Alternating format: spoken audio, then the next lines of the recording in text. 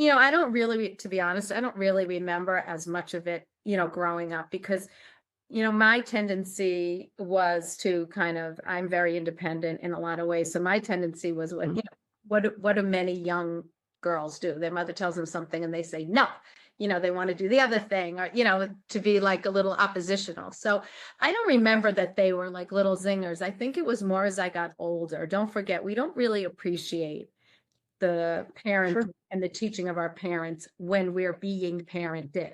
I think we don't, even three grown children, I don't know that they appreciate us as parents while we were parenting them. Now they're in their 20s and 30s, and they will often comment.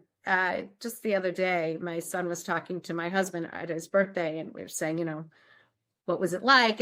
And you hear your adult children say now that they appreciate what we were like as parents. And I don't know that kids, even young teenagers and adults, appreciate their parents when they're parenting. I think part of growing up is that pushback.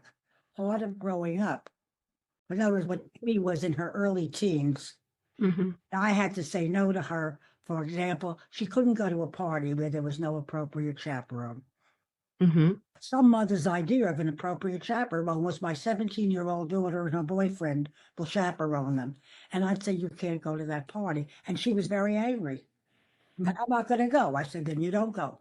Because I have you cry than me cry.